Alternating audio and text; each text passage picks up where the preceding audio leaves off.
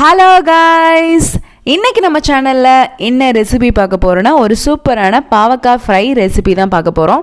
அதுக்கு முன்னாடி சேனல் இன்னும் சப்ஸ்கிரைப் பண்ணலைன்னா சப்ஸ்கிரைப் பண்ணிக்கோங்க. வாங்க வீடியோக்குள்ளே போகலாம். மோஸ்ட்லி எல்லார் வீட்லேயும் சின்ன பசங்க பாவக்காய் ஃப்ரை சாப்பிட மாட்டாங்க, ஏன்னா கசக்குன்னு சொல்லிட்டு சாப்பிட மாட்டாங்க. நீங்கள் இந்த ரெசிபியை செஞ்சு கொடுத்தீங்கன்னா கண்டிப்பாக சாப்பிடுவாங்க. மோஸ்ட்லி கசப்பு தெரியாது.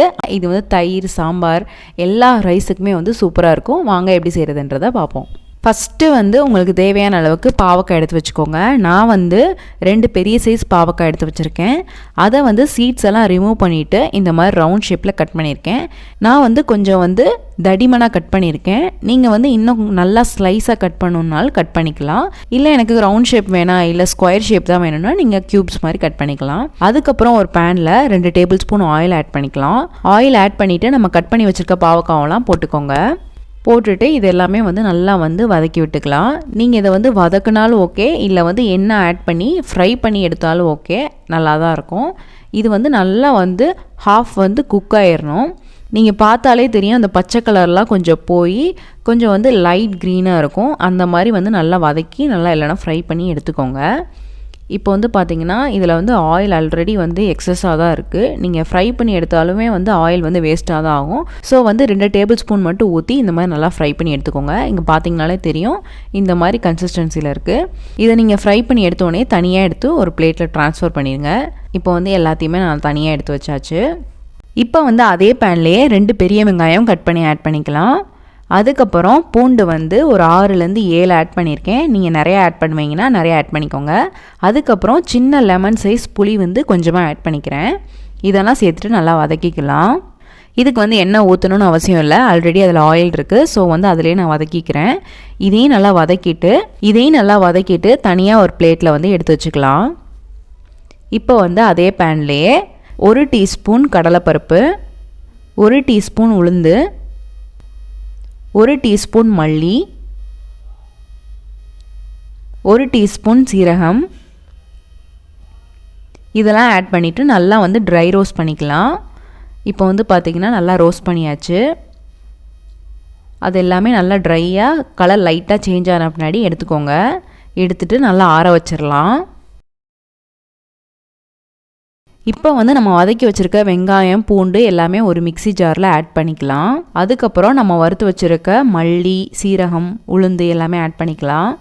ஆட் பண்ணிவிட்டு இதுக்கு தேவையான அளவுக்கு உப்பு ஆட் பண்ணிக்கோங்க. நான் இங்கே 1 டீஸ்பூன் உப்பு ஆட் பண்ணியிருக்கேன்.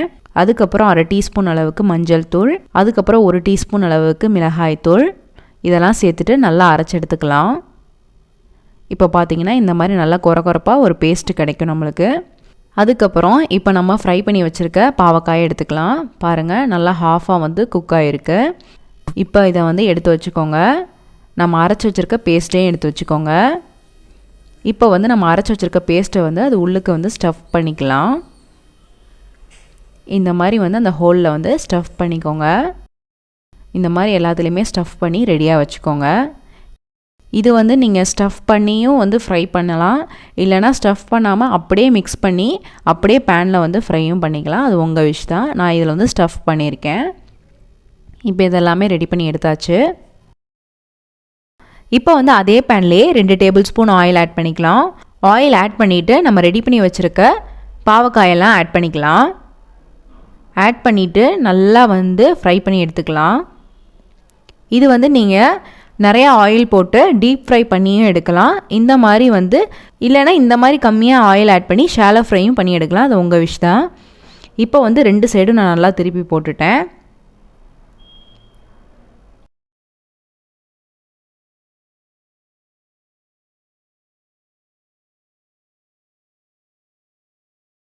இப்போ நம்ம எல்லாத்தையுமே ஃப்ளிப் பண்ணியாச்சு.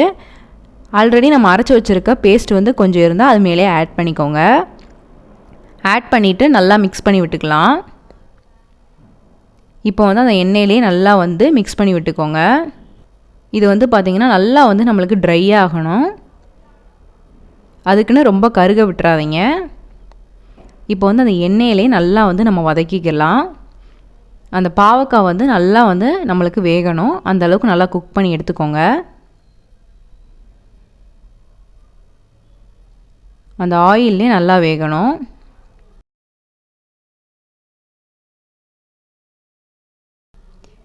இப்போ பார்த்தீங்கன்னா அந்த ஆயிலே நல்லா வந்து பாவக்காய் வெந்துருச்சு. பார்த்தீங்கன்னா தெரியும், நல்லா ட்ரையாக நல்லா டார்க் ஆகிடுச்சு. இப்போ வந்து நம்ம ஸ்டவ் ஆஃப் பண்ணிக்கலாம். இப்போ பார்த்தீங்கன்னா எல்லாமே நம்ம ஃப்ரை பண்ணி எடுத்தாச்சு. பாருங்கள் நல்லா வந்திருக்கு. இந்த பாவக்காய் ஃப்ரை வந்து நீங்கள் கர்ட் ரைஸ், சாம்பார் ரைஸ், ரசம் ரைஸ் எது கூடனாலும் வச்சு சாப்பிட்லாம். ரொம்பவே டேஸ்ட்டாக இருக்கும். கசப்பு வந்து இதில் அவ்வளோவா தெரியவே தெரியாது. ஏன்னா நம்ம இதில் வந்து மசாலா, புளி எல்லாமே ஆட் பண்ணியிருக்கோம். ஸோ வந்து அந்தளவுக்கு கசக்காது. எல்லாருமே நல்லா விரும்பி சாப்பிடுவாங்க. இந்த ரெசிபி உங்களுக்கு பிடிச்சிருக்குன்னு நினைக்கிறேன். பிடிச்சிருந்தா லைக் பண்ணுங்கள், ஷேர் பண்ணுங்கள், கமெண்ட் பண்ணுங்கள். மறக்காமல் சேனலை சப்ஸ்கிரைப் பண்ணுங்கள். இன்னொரு வீடியோவில் பார்க்குறேன். பாய்.